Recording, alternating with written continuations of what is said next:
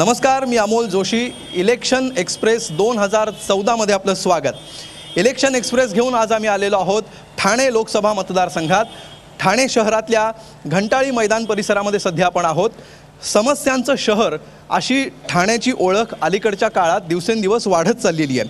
ही अशी ओळख का वाढत चालली आहे याच्यावर लोकसभेला सध्या उभे असलेले उमेदवार काय उपाय काढू इच्छित आहेत, सध्याच्या खासदारांची कामगिरी समाधानकारक राहिली असं इथल्या नागरिकांना वाटतंय का, ते पुन्हा एकदा त्याच उमेदवाराला संधी देण्याच्या मूडमध्ये आहेत की नवीन पर्यायाच्या शोधामध्ये सध्या ठाणेकर आहेत, त्याची नेमकी काय कारण आहेत आणि कुठल्या मुद्द्यावर इथलं मतदान होणार आहे, या सगळ्याविषयी आज आपण चर्चा करणार आहोत. त्यासाठी माझ्या उजव्या बाजूला इथे व्यासपीठावर तीन पक्षाचे तीन उमेदवार आपल्यासोबत आहेत. सगळ्यात डावीकडे आहेत महाराष्ट्र नवनिर्माण सेनेचे उमेदवार अभिजित पानसे. त्याचबरोबर मध्ये आहेत राष्ट्रवादी काँग्रेसचे प्रवक्ते अशोक पोहेकर.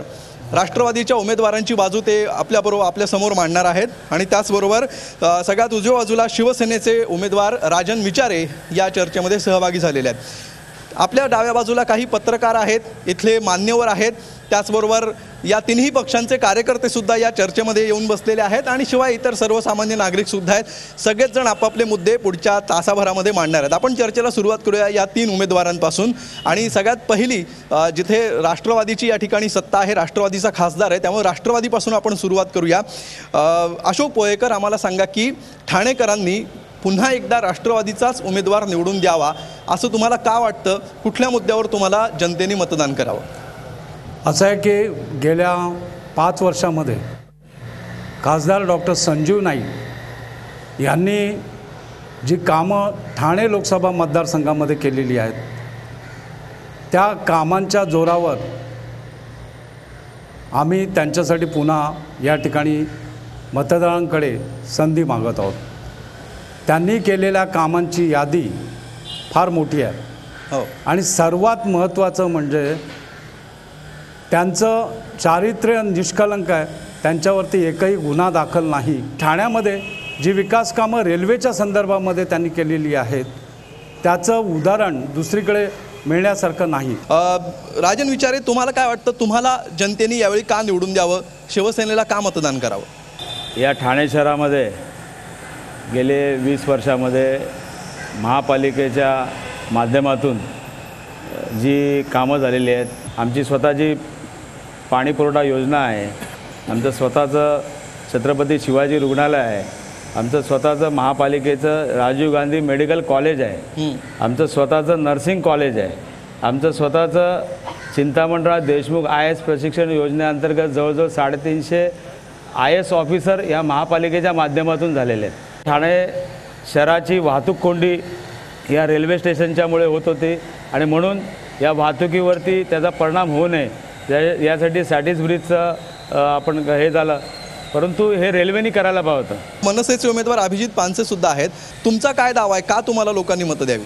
पुढच्या 20 वर्षातली डेव्हलपमेंटची रूट्स ही आत्ता खासदार म्हणून किंवा लोकसभा म्हणून किंवा संसद म्हणून किंवा देश म्हणून ही आत्ता रुजवली पाहिजेत. आणि या मूलभूत प्रश्न अगदी साधे सोपे आहेत, वाटायला बोलायला सोपे आहेत, पण त्याच्यात प्रचंड काम व्हायला पाहिजे. ते म्हणजे शिक्षण, आरोग्य आणि रोजगार. केवळ या 3 गोष्टींमुळे पुढे काहीतरी देशात घडण्याची प्रक्रिया सुरू होऊ शकते. असं मूलभूत स्वरूपाचं काम करायला हवं आहे आणि हे मूलभूत स्वरूपाचं काम रुजवण्यासाठी म्हणून महाराष्ट्र नवनिर्माण सेनेकडे लोकांनी बघावं. बिलकुल. आपल्याबरोबर इथे काही पत्रकार मंडळी आहेत, त्यांच्यापासून आपण सुरुवात करूया. तुम्हाला काय वाटतं यावेळेचा सगळ्यात कुठले महत्त्वाचे मुद्दे आहेत यावेळेच्या लोकसभेच्या निवडणुकीत? खासदार संजीव नाईक निवडून आल्यानंतर त्यांनी सांगितलं होतं की सागरी वाहतूक जी आहे ती आम्ही सुरू करू, खाडीचा विकास करू. या ठाणे शहराला जसं तलावाचं शहर मानलं जातं त्या पद्धतीने इथे खाडीचा किनारपट्टीसुद्धा मोठी आहे. ती जलवाहतूक अजून सुरू का झाली नाही याचं कुठंतरी चिंतन करण्याची वेळ आली आहे. दुसरा महत्त्वाचा मुद्दा की या ठिकाणी मोठ्या प्रमाणात अनधिकृत बांधकामं झाली आहेत. त्या बांधकामावर कुणाचाही अंकुश नाही. ते का झालं नाही त्याच्यावरही चिंतन करण्याची वेळ आहे असं मला वाटतं. बिलकुल. अनधिकृत बांधकामं आणि तलावांचा 2 मुद्दे तुम्ही मांडलेत. तुम्हाला काय वाटतं? मुळात असं आहे की आता जी लोकसभेची निवडणूक सुरू आहे, पण 4-5 दिवसापासून ठाण्यात असं चालू आहे की शिवसेनेकडून पहिले आरोप झाले की नवी मुंबईच्या महापालिकेत राष्ट्रवादीकडून भ्रष्टाचार झाला. काल राष्ट्रवादी काँग्रेसकडून आरोप झाला की ठाणे महापालिकेत भ्रष्टाचार होतोय.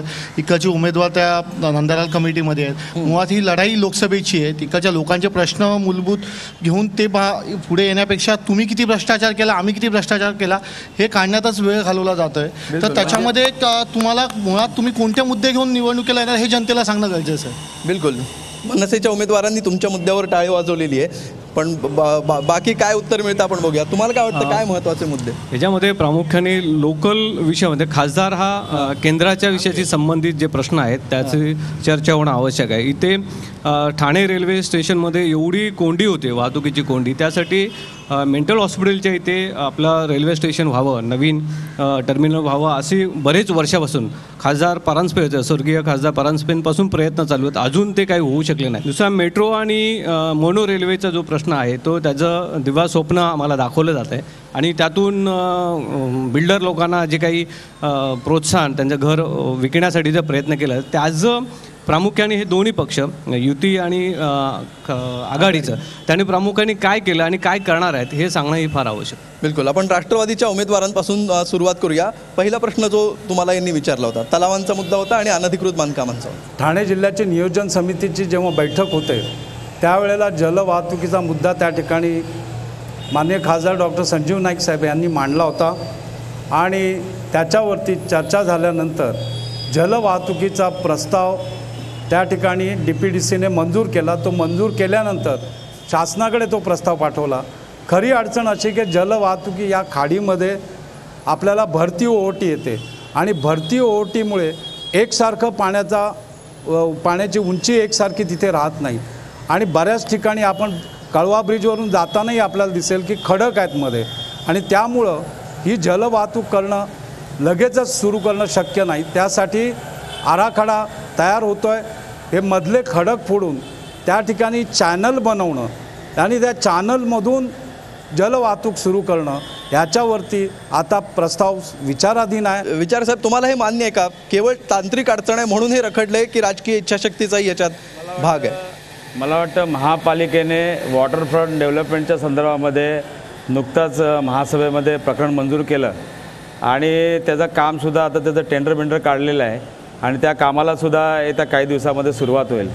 जर महापालिकासारखी यंत्रणा, महापालिका आणि मेरीटाईम बोर्ड हे दोन्ही मिळून जर करत असेल आणि शासनाच्या स्तरावरती जर आता आमचे आदरणीय गणेश नाईक साहेब हे पालकमंत्री आहेत, या ठाणे जिल्ह्याचे पालकमंत्री आहेत, त्याचबरोबर ते मंत्री महोदय आहेत आणि असं असताना 2-2 वर्ष एकेका आणि हा महत्त्वाचा आहे कारण वाहतूक कोंडी जर रोखायची असेल या तिन्ही योजना कार्यान्वित झाले पाहिजेत. अनधिकृत बांधकामांचा दुसरा मुद्दा आहे. अनधिकृत बांधकामाच्या बाबतीमध्ये आपल्याला सर्व ठाणेकरांना माहिती आहे की या अनधिकृत बांधकामावर एकच त्याच्यावरती उपाय होता. माननीय खासदार संजीव नाईक, माननीय खासदार आनंद परांजपे, माननीय आमदार जितेंद्र आव्हाड या तिघांनी ठाण्याच्या कलेक्टर ऑफिस समोर उपोषण केलं. क्लस्टर डेव्हलपमेंटसाठी. मुद्दा क्लस्टर डेव्हलपमेंटचा नाहीये पोयकर साहेब. मुद्दा असा आहे की क्लस्टर डेव्हलपमेंट आणण्याची गरज कुणामुळे निर्माण झाली? नाही, त्याच अनधिकृत बांधकामामुळे ती गरज निर्माण झाली आहे. परंतु आणि त्याला जबाबदार कोण आहे? ठाणे शहर. कुठल्या पक्षाच्या काळात ही बांधकामं जास्त नाही? आता या ठिकाणी ठाणे शहरावरती ठाणे महापालिकेच्या निर्मितीपासून अपवाद जर वगळता शिवसेना भाजपची सत्ता आहे आणि त्यांच्या कारकिर्दीमध्येच ही अनधिकृत बांधकामं झालेली आहेत. ही अनधिकृत बांधकामं ही काय महाराष्ट्र शासनाने ठाण्यात येऊन केलेली नाहीत. शिवसेना भाजपमुळे हे झालं असं तुमचं म्हणणं आहे? मान्य आहे अभिजित मानसे? जनतेला माहिती आहे कोणाची बांधकामं आणि कशी झालेली आहेत.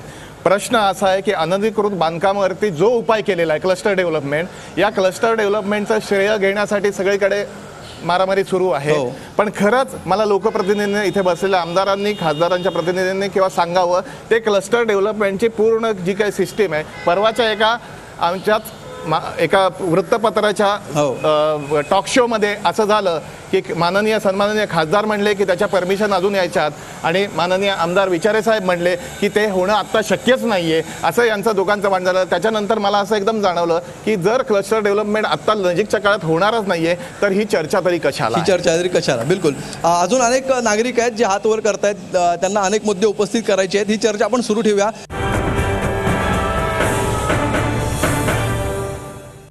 ठाणे लोकसभा मतदारसंघामध्ये इलेक्शन एक्सप्रेस घेऊन आपण आलेलो आहोत. रेल्वे हा इथला कळीचा मुद्दा आहे, तसं पहिल्या भागामध्ये आपण चर्चा केली. काय नेमका रेल्वेचा मुद्दा आहे? रेल्वे आणि प्लॅटफॉर्म याच्यामध्ये जवळजवळ 1 ते 1.5 फुटाचं अंतर आहे. जे वयस्कर आहेत, वयोवृद्ध आहेत, त्या लोकांना, लहान मुलांना चढण्याचा खूप त्रास होतो. त्याचबरोबर नुसते सरकते जिने फक्त झालेले आहेत.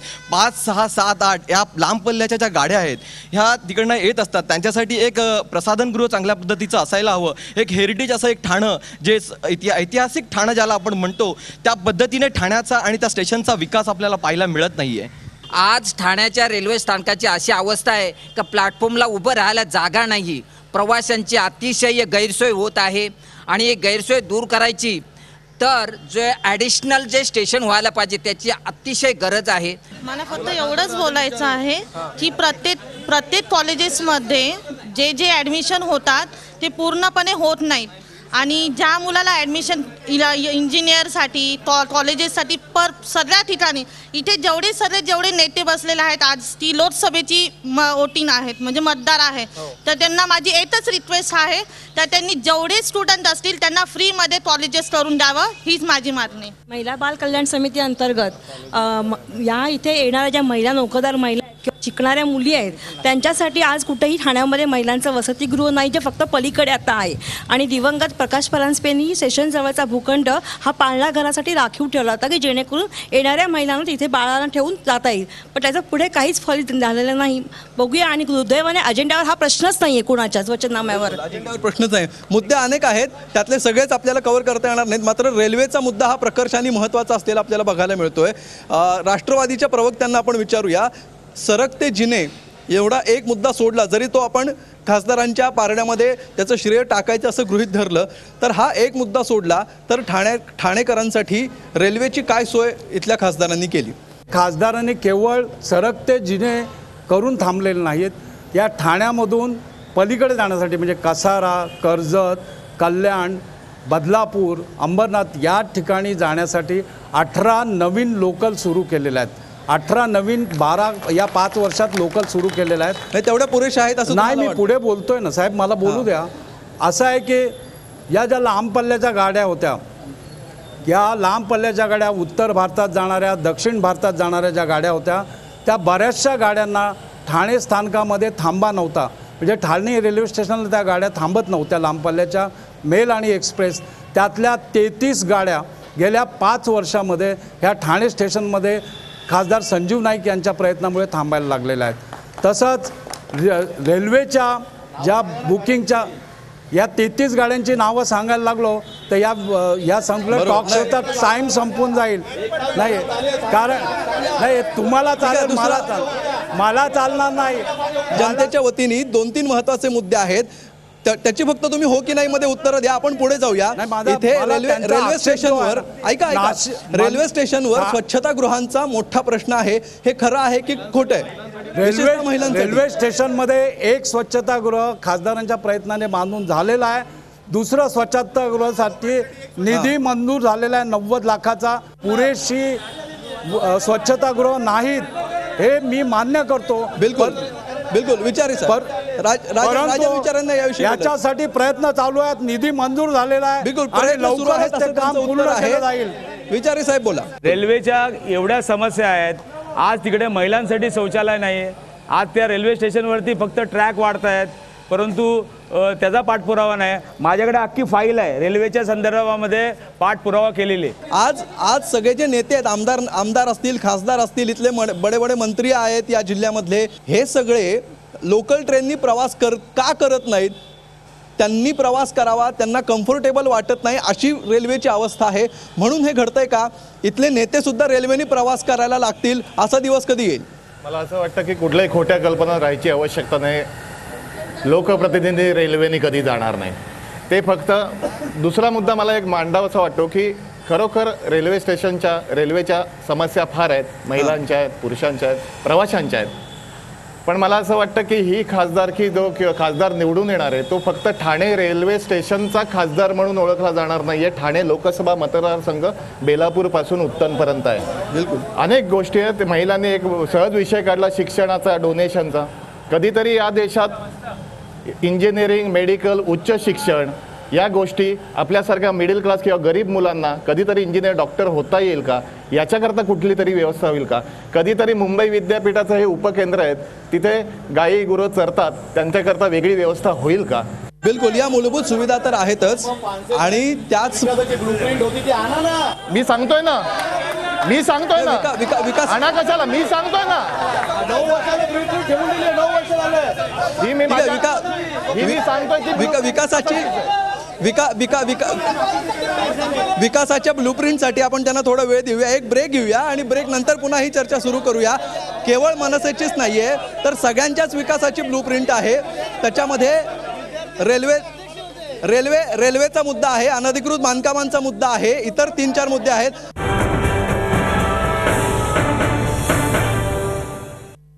इलेक्शन एक्सप्रेस घेऊन आपण आलेलो आहोत ठाणे लोकसभा मतदारसंघामध्ये. इथे 4-5 वेगवेगळ्या मुद्द्यांवर चर्चा झाली, अजूनही अनेक मुद्दे आहेत. काय इथल्या नागरिकांना वाटतं आपण विचारूया, काय म्हणणं आहे तुमचं? मनसेचे उमेदवार अभिजित पानसे यांना मी शुभेच्छा देऊ इच्छितो आणि त्यांना मी वारंवार ते म्हणतात की त्यांचा डेव्हलपमेंटचा काहीतरी एक प्लॅन आहे, मॉडेल रोल आहे, त्याचं काही डेफिनेशन वगैरे आहे करून. तर मी त्यांना हे विचारू इच्छितो की हे त्यांचं डेफिनेशन आहे की नक्की कोणाचं डेफिनेशन आहे. कारण की जेणेकरून मी त्यांचे राजकीय नेते जे आहेत, राज ठाकरे, हा त्यांचा डेफिनेशनचा रोल आहे की मोदी सरकारचा आहे, याचं उत्तर त्यांनी द्या. बिलकुल, आपण त्यांच्याकडनं उत्तर घेऊया. पुढचा माझा एक मुद्दा आहे माननीय आमदार साहेबांना आहे. गेली 23 वर्ष शिवसेना बीजेपीचं महापालिका शिवसेना बीजेपीच्या हातात आहे. गेली 23 वर्ष हे सामान्य जनतेला डम्पिंग ग्राउंड नाही देऊ शकले, पार्किंग प्लाझा नाही देऊ शकले, तर पुढे कुठल्या प्रकारचा बेस हे देणार आहे असं मला आमदारांना प्रश्न. रेल्वेचा मुद्दा आहे. ज्या 1853 रेल्वे झाली, मी चेंदणी कोळीवाडाचा रहिवासी आहे, त्याचा मूळ धग ही चेंदणी कोळीवाडा लागलेली आहे. आत्ता जी एक्सटेन्शन साहेब झाली, पोहेकर साहेब तुम्ही ऐका, चेंदणी कोळीवाडातली 1853 15 घरं गेली होती आणि आत्ताही घरं गेली आहेत. तीही साहेबांनी आजीपर्यंत विस्थापित झालेल्या लोकांना आपल्याला जागा मिळालेली नाही. आणि राजन विचारे साहेब, तुमच्याकडे पण माझा प्रश्न आहे की या सगळ्या विकासामध्ये चेंदणी कोळीवाडाचं फार मोठं योगदान आहे, परंतु या योगदानाला तुम्ही पण तिकडे गेलात तर आम्हाला काय न्याय देणार आहात? अभिजित पानसे तुम्हाला पण आहे. आणखीन एक मुद्दा आहे की शिक्षणाची गंगा, ठाणे जिल्हा हा मोठा आदिवासी जिल्हा आहे, ग्रामीण जिल्हा आहे, परंतु ते शिक्षणाची वाहवा आहे. मुंबई युनिव्हर्सिटीचा भूखंड इथे सँक्शन झाला असतानाही कोणी प्रयत्न करत नाही. बिचारा मोखाडा वाड्यावरनं आलेल्या विद्यार्थ्यांना त्या तिकडे जायला लागतं. बिलकुल, 2-3 मुद्दे आलेले आहेत. आपण पोहेकरांपासून सुरुवात करूया. त्यांचा जो पहिला प्रश्न होता रेल्वे विस्थापितांचा, तर रेल्वेच्या ज्या नियमांप्रमाणे त्या विस्थापितांना त्या ठिकाणी त्याची नुकसान भरपाई मिळेल, ती मिळवून देण्यासाठी खासदार संजीव नाईक हे प्रयत्नशील आहेत, यापुढे राहतील. मी स्वतः त्यांच्याबरोबर जाऊन या बाबतीमध्ये जे काही करता येणं शक्य आहे ते करू. बरं, दुसरा मुद्दा त्यांचा होता उपकेंद्राचा मुद्दा. विद्यापीठाचं उपकेंद्र या ठिकाणी ठाणे महापालिकेने जागा दिली, विद्यापीठानं मंजूर केलं आहे, शासनाने निधी दिलेला आहे, काम सुरू होत आहे, लवकरच ते काम सुरू होईल. माझा प्रश्न तिन्ही उमेदवारांना आहे. एक फॅक्ट आहे की ठाण्यातनं उभे राहिलेले तिन्ही उमेदवार हे फ्रिंज पार्टी म्हणजे सपोर्टिंग पार्टीच्या भूमिकेतले उमेदवार आहेत. शिवसेना, राष्ट्रवादी आणि मनसे या तिन्ही पार्ट्या केंद्रातल्या मोठ्या पार्ट्यांना सपोर्ट देत आहेत, डायरेक्टली त्या मोठ्या पार्ट्यांशी निगडीत नाही आहेत. तर माझा तिन्ही कॅन्डिडेट्सना प्रश्न आहे की येत्या 5 वर्षात ठाण्याची प्रगती व्हावी किंवा ठाण्याचं नागरिकांचं लाईफ बेटर व्हावं, यासाठी तुम्ही फक्त 3 कामं काय करणार हे सांगा प्रत्येकी. बिलकुल, याचं उत्तर आपण तिन्ही उमेदवारांकडून घेऊया.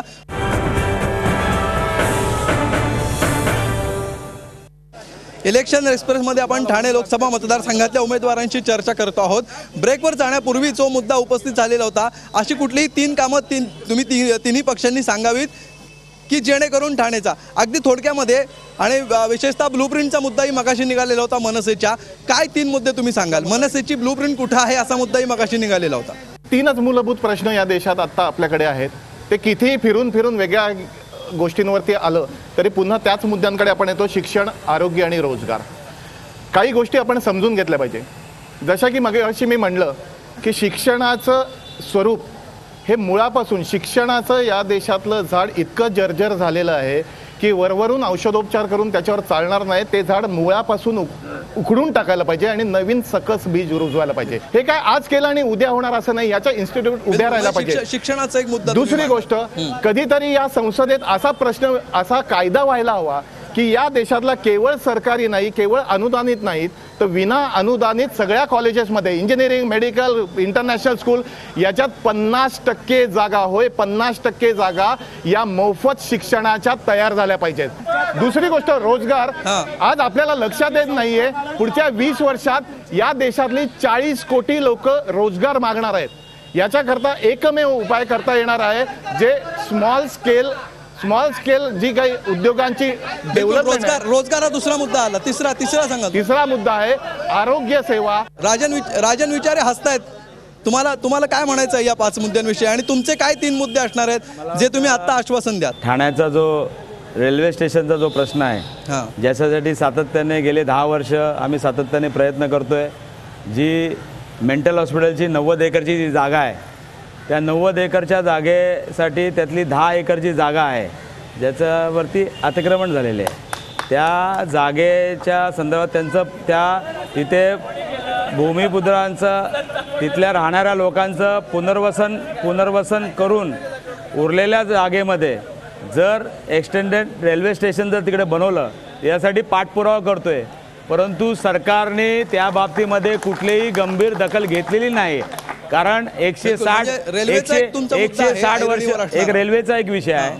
त्यानंतर मुद्दे सांगा. त्यानंतर आज बघा, नवी मुंबईला एअरपोर्टचा गेली 15 वर्ष ऐकतोय साहेब, एअरपोर्ट होणार. त्या भूमिपुत्रांचे नेते म्हणवतात, परंतु त्या भूमिपुत्रांच्या बरोबर बसून काहीतरी मार्ग काढून त्या संदर्भामध्ये जर तो मार्ग काढला तर ह्या एअरपोर्टचा पण विषय त्या निमित्ताने निकालच निघणार आहे. बिलकुल. त्याचबरोबर मीरा भाईंदरकरच्या पाण्यासाठी आम्ही प्रयत्न करणार. ठाण्याचा जो रेल्वे स्टेशनच्या संदर्भात आहे, त्यानंतर आरोग्याचा प्रश्न आहे. नंतर मला 1 मिनिट जरा बोलू दे ना, माझं पूर्ण होतं. त्यानंतर मुंबई विद्यापीठाचा उपकेंद्राच्या संदर्भामध्ये गेली 5 वर्ष सातत्याने आम्ही प्रयत्न करतोय. त्याचं भूमिपूजन होऊन 2 वर्ष झालं, परंतु आज जवळजवळ 300 कोटीची जागा महानगरपालिकेने देऊन सुद्धा ज्या पद्धतीने कामकाज व्हायला पावतं ते झालं नाही. आणि म्हणून गेले आता मला वाटतं वर्षभरापासून काम जेव्हा कुलगुरूंवरती हक्कभंगाचा ठराव केल्यानंतर हे काम सुरू झालेलं आहे. बिलकुल. अजून इथे काही नागरिक आहेत ज्यांना मुद्दे मांडायचे. मला राजन विचारेंना प्रश्न विचारता आहे की त्यांनी जाहीरनामा काढला आहे. त्या जाहीरनाम्यात त्यांनी सांगितलेलं आहे की मी जे आपलं ठाणे महापालिकेची परिवहन समिती आहे, परिवहन ते तुम्ही हे करणार आहात, म्हणजे सुधारित करणार आहात. ठाणे महानगरपालिकेने अशीच एक स्कीम काढली होती सिनियर सिटीजनसाठी की मेडिक्लेम तुमचा अर्ध पेमेंट ठाणे महानगरपालिका करेल आणि अर्ध पेमेंट सिनियर सिटीजनने करायचं. ठाणे महानगरपालिकेने दाखवून द्यावं की आतापर्यंत किती सिनियर सिटीजनांचं मेडिक्लेम काढलं आणि किती लोकांना सिनियर सिटीजनना त्याचा फायदा झाला. TMTच्या संदर्भामध्ये ज्या पद्धतीने सरकारने अनुदान द्यायला पाहिजे, या संदर्भामध्ये नवी मुंबईला अनुदान मिळतं, त्यानंतर बाकीच्या इतर नगरपालिकेला अनुदान मिळतं. परंतु या ठाणे महापालिकेच्या विविध कामाच्या योजना अंतर्गत ज्या काही योजना असतात, मग या परिवहनच्या बसेस असतील, आज जवळजवळ मला वाटतं या संदर्भामध्ये MMRDकडे आम्ही रिसर हे करून 350 बसेस या ठाणेकरांना या आता मिळणार आहेत. म्हणजे तुमचा असा मुद्दा आहे, त्याचबरोबर त्यांना लागणारा जो इन्फ्रास्ट्रक्चर आहे, उदाहरणार्थ त्यांचे जे पण हे मुद्दे खासदार झाल्याशिवाय सुटण्यासारखे नाही. हे झालेलं ऑलरेडी झालेलं आहे. मग तुम्ही लोकसभेच्या जाहीरनाम्यात हा मुद्दा का टाकण्याचं कारण नाही, काय गरज नाही साहेब.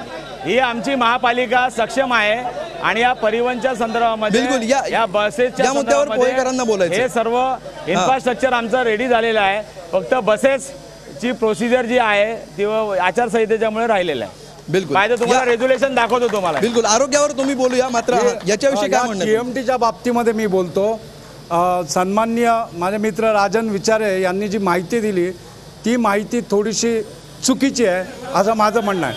या बाबतीमध्ये माहिती खरी अशी आहे, एक मिनिट, या बाबतीमध्ये माहिती अशी आहे की JNNRUM-मधून खासदार संजीव नाईक यांनी 200 बसेस नवी मुंबई महापालिकेसाठी, 200 बसेस मीरा भाईंदर महापालिकेसाठी आणि 230 बसेस ठाणे महापालिकेसाठी दिलेल्या आहेत.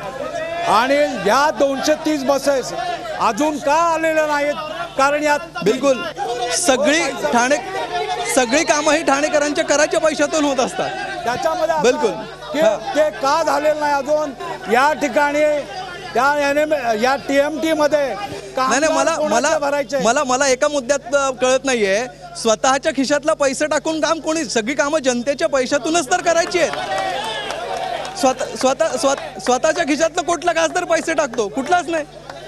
त्या निधीचं नियोजन कसं केलं हा मुद्दा आहे, त्या निधीचा विनियोग कसा केला हा मुद्दा आहे. कुठून आला त्याचा मुद्दा आहे. निधी JNRUM मधून संजीव नाईकांनी तिन्ही महापालिकेसाठी आणलाय आणि ठाणे महापालिकेत फक्त TMT होत नाहीये, बसेस घेत नाहीये. त्याचं कारण हे कंत्राट, कामगारांचं कंत्राट कोणी घ्यावं यावरून यांच्यामध्ये भांडणं चालली आहेत. त्याच्यामुळे हे TMTचं काम होत नाहीये. हा माझा स्पष्ट आरोप आहे. काँग्रेसचा 21 कलमी कार्यक्रम होता 2009ला. त्याच्यामध्ये दलित समाजाचे विशेष मुद्दे ते केंद्र सरकारकडून पास करून घेणार होते. त्यातले विशेषतः 17 नंबरचा कलम, त्यामध्ये मागासवर्गीय दलितचा तुम्ही 8% आरक्षण आणि या विषयावर आदरणीय खासदार साहेबांनी का काम केलं नाही हा माझा प्रश्न आहे. आरक्षणावर का काम केलं नाही असा त्यांचा मुद्दा आहे. हे ठाणे जे आहे, ठाणे लोकसभा ह्याच्यामध्ये बेलापूर ही सर्वात मोठी आशियातली औद्योगिक वसाहत म्हटली जाते आणि वाघा इस्टेट बेलापूरमध्ये 80% कारखाने आहेत, ते कारखाने बंद झालेले आहेत. वाघेमध्ये सुद्धा 80% कारखाने जवळपास बंद व्हायला लागलेत आणि त्या उद्योग सगळे बाहेर गुजरात असेल, MP असेल इकडे चाललेले आहेत आणि त्या जागेवरती टोळी अशा इमारती उभ्या राहतात. आणि हे जो उद्योग शहरातला जिथे घालवण्यामागे हे यांची महापालिका असेल किंवा राज्य शासनाची जी भूमिका आहे त्याच्यामध्ये आपण बदल करणार का? आणि उद्योग थांबवण्यासाठी येण्यासाठी काय भूमिका? उद्योग थांबवण्यासाठी काय करणार हा एक महत्त्वाचा प्रश्न आहे. अजूनही काही नागरिक आपल्याबरोबर आहेत. हे जे आता सरकार आहे, काय टोल सरकार आहे, तर आता ठाण्यातल्या लोकांना मुलुंडला जाऊन यायला 60 रुपये द्यायला लागतात. तर आता ते किती पैसे जमले तुमच्याकडे आत्तापर्यंत खर्च करायला? इलेक्शनच्या खर्च करायला जमले का पैसे सगळे एवढे? ते आता किती वर्ष अन्याय होणार ठाणेकरांवरती?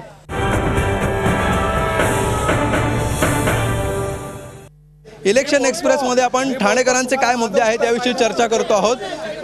ब्रेकवर जाण्यापूर्वी जो मुद्दा उपस्थित झालेला होता, विशेषतः वागळे इस्टेट असेल किंवा बेलापूर असेल, इथले उद्योग कमी होत चाललेले आहेत, उद्योग बंद होत चाललेले आहेत. त्याबाबत तुमची काय भूमिका आहे? खासदार म्हणून याबाबत तुम्ही काय केलं उद्योग थांबवण्यासाठी? असं आहे की नवी मुंबईमध्ये जे उद्योग होते, नवी मुंबई बेलापूर पट्टी हा केमिकल पट्टा म्हणून ओळखला जायचा आणि ज्या वेळेला नवी मुंबई शहर बाजूला वसलं, अशा प्रकारचं अद्ययावत शहर वसलेलं असताना त्या ठिकाणी केमिकलचे उद्योग असल्यामुळे त्या शहरातल्या नागरिकांच्या आरोग्याला धोका निर्माण झाला होता. त्यातच जागतिक मंदी आल्यामुळे बरेचशा उद्योगपतींना उद्योग चालवणं हे परवडण्यासारखं नव्हतं आणि म्हणून त्या ठिकाणी उद्योगधंद्यामध्ये परिवर्तन झालं. उद्योगधंदे बंद पडले नाहीत, उद्योगधंद्यामध्ये परिवर्तन झालं. केमिकलचे उद्योग जाऊन त्या ठिकाणी IT ची हब तयार झालीत. रिलायन्स आणि इतरही कंपन्यांनी. आणि वागळे इस्टेटची काय परिस्थिती? वागळे इस्टेटचं सांगतो. वागळे इस्टेटमध्ये काय झालं की वागळे इस्टेटमध्ये मी बेसिकली युनियन लीडर आहे. वागळे इस्टेटची परिस्थिती मला जास्त जवळून पाहायला मिळाली. वागळे इस्टेटमध्ये कच्चा माल मुंबईवरून यायचा गोदीतून, तो येताना ठाणे महापालिकेची जकात लागायची आणि पक्का माल पुन्हा मुंबईत जायचा तेव्हा मुंबई महापालिकेची जकात लागायची. या दोन्ही महापालिकांनी मनमानी जकात लावली. मंदीच्या काळामध्ये या जकातीने उद्योगपती भरडला गेला त्यामुळे आणि कारखाने बंद पाडण्यामागे या ठाणे महापालिकेतल्या बिल्डर असलेल्या नगरसेवकांचा देखील मोठा हात आहे. खासदार म्हणून या बिल्डर नगरसेवकांनी हे आरोप तुम्ही करत आहात, हे आरोप तुम्ही करत आहात, पण हे रोखण्यासाठी खासदार म्हणून काय कामगिरी केली? त्या ठिकाणी IT उद्योग ठाणे MIDC मध्ये, वागळे इस्टेटमध्ये IT हब व्हावं यासाठी संसदेमध्ये प्रश्न मांडला आहे। 778 वेळा प्रश्न मांडून 75 वेळा चर्चेमध्ये भाग घेतलेला आहे। बिलकुल 778 वेळा प्रश्न मांडला त्याने असं म्हणताय। विचारे साहेब बोला। आज जवळजवळ त्या नवी मुंबईतली 7,500 स्मॉल स्केल इंडस्ट्रीतले जे युनिट आहेत, जिथे व्हाईट हाऊस आहे आपला व्हाईट हाऊस, त्या व्हाईट हाऊसच्या बाजूला स्मॉल स्केल इंडस्ट्रीचे युनिट आहे, जिथे MIDC आहे। कारण संपूर्ण महाराष्ट्रातले लोक हा कार्यक्रम बघतात।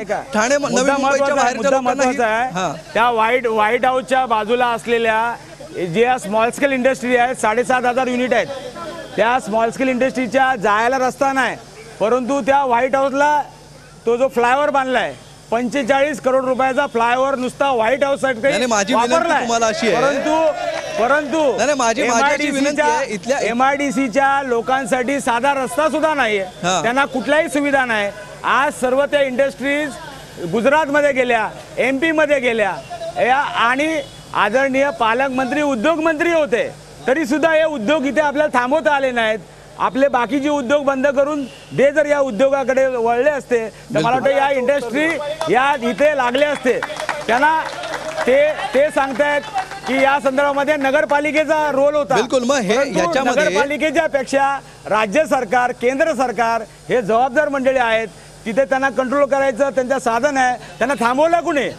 बिलकुल त्यांना थांबवलं कुणी असं तुमचं असं असताना एक मिनिट दोन मुद्दे या ठिकाणी आलेले आहेत। दोन्ही मुद्द्यांचा पहिला मुद्दा असा आहे, तुम्ही म्हणता प्रदूषणाचा एक मुद्दा होता, तो एक मुद्दा पर्यावरणाचा होता, आणि दुसरीकडे त्याच्यामुळे उद्योग बदलले आणि त्या ठिकाणी IT क्षेत्र आलं, तरी सुद्धा पर्यावरण बिलकुल त्याचं उत्तर द्याच। मात्र अशा तरी सुद्धा ठाण्यातलं प्रदूषण कमी आलंय का? पर्यावरणाचा प्रश्न मुंबईच्या बाबतीत बोलतोय। नवी मुंबईमध्ये ज्या वेळेला केमिकल उद्योगधंदे बंद झाले त्यामुळे प्रदूषणामध्ये बरीच कमी आलेली आहे। आणि आता माझे मित्र सन्माननीय आमदार राजन विचारे यांनी चुकीची माहिती दिली। या व्हाईट हाऊसच्या बाजूला सगळ्या कंपन्या, व्हाईट हाऊस काय एकदा महाराष्ट्रातल्या लोकांना कळू द्या, म्हणजे ठाण्याच्या बाहेरच्या लोकांना माहिती नाही, ज्याचा उल्लेख त्यांनी केला। लोकांना फक्त अमेरिकेतलं व्हाईट हाऊस माहिती, त्याची माहिती देतोय। व्हाईट हाऊस निशांतपूर नावाची एक कंपनी आहे, त्या ठिकाणी कार्यालय आहेत आणि त्या ठिकाणी त्या कंपनीमध्ये काय होतं विचारता, त्या कंपनीच्या मागच्या बाजूला ज्या कंपन्या आहेत त्यांना व्यवस्थित रस्ते, पाणी, वीज आहे। यांना आमदार असून देखील अपुरी माहिती आहे। त्यांनी संपूर्ण मतदारसंघाचा अभ्यास केलेला नाही। म्हणजे वस्तुस्थिती तशी नाही असं तुमचं म्हणणं आहे। अभिजित, हा जो शेवटचा या चर्चेच्या शेवटच्या टप्प्याकडे आपण आलेलो आहोत। आता आपण सगळं समजून घेतलं। या लघु उद्योगच्या असंख्य अडचणी आहेत। या सगळ्या लघु उद्योगाच्या ह्याच्यात 61 ॲक्ट्स आहेत, त्यांची कधीपासूनची मागणी आहे की तो एक कायद्याखाली आणावं। दुसरी महत्त्वाची गोष्ट की हे लघु उद्योग करण्याकरता, स्किल्ड वर्कर होण्याकरता याला शिक्षणाची पात्रतेपेक्षा ते स्किल्ड येणं याची गरज जास्त असते। त्यामुळे अशा प्रकारच्या संस्थांची उभारणी करणं गरजेचं आहे। या सगळ्याच्या गोष्टी या खासदाराच्या माध्यमातून व्हायला पाहिजेत, तरच इंडस्ट्री टिकेल, तरच उद्योग भरभराट येईल। म्हणजे खासदारांच्या हातात हे आहे आणि अगदी दोन्ही पक्षांनी 3 महत्त्वाचे मुद्दे काय करणारे सांगितलेले होते। शेवटी आपण राष्ट्रवादीलाही संधी देऊया। अगदी थोडक्यात फक्त पॉईंट सांगा, कुठले 3 पॉईंट तुमचे असणार आहेत जे तुम्ही आत्ता इथे जाहीरपणे सांगू शकता की तुमचा खासदार पुन्हा निवडून आला तर ते होतील? आमचा खासदार पुन्हा निवडून येणारच आहे, याच्यामध्ये काही शंका नाही। या तिन्ही महापालिकांना सांगणारा एक दुवा आहे, ती म्हणजे ठाणे खाडी। आणि या ठाणे खाडीमध्ये नवी मुंबईच्या बेलापूरपासून ठाण्याच्या चेन्नी कोळीवाड्यापासून मीरा भाईंदरपर्यंत वसईच्या पुलापर्यंत ही खाडी आहे। त्या खाडीमध्ये जलमार्ग चालू करून जलवाहतूक चालू करणे हा एक मुद्दा राहील। दुसरा, ठाणे, भाईंदर आणि नवी मुंबई या तिन्ही शहरांसाठी आता मेट्रो पूर्वीची योजना जरा थांबली होती, परंतु ती योजना इथून पुढे भाईंदरपर्यंत आणि घोडबंदर मार्गे घाटकोपरपासून घोडबंदर मार्गे भाईंदरपर्यंत नेण्यासाठी प्रयत्न करणार आहोत। आणि मोनोरेलसाठी प्रयत्न करणार आहोत. मेंटल हॉस्पिटलच्या जागेवर अद्ययावत रेल्वे स्टेशन व्हावं म्हणून आम्ही प्रयत्न करणार आहोत. बिलकुल, म्हणजे या तिन्ही पक्षांनी 3 मुद्दे मांडलेले आहेत. इथल्या नागरिकांचेही अनेक मुद्दे आहेत जे सगळे या एका कार्यक्रमामध्ये कव्हर करण्याचा आम्ही जास्तीत जास्त मुद्दे कव्हर करण्याचा प्रयत्न केला. मात्र बघूया यातल्या कुणाच्या आश्वासनांवर जनता विश्वास ठेवते आणि कुणाला जनता निवडून देते हे आपल्याला निकालानंतरच स्पष्ट होणार आहे. तुर्ता तुम्ही तिघही आलात या ठिकाणी, त्याबद्दल तुम्हा तिघांचे आभार. इलेक्शन एक्सप्रेसमध्ये आम्ही इथेच थांबतोय. ताज्या बातम्यांसाठी पाहत रहा झी24 तास.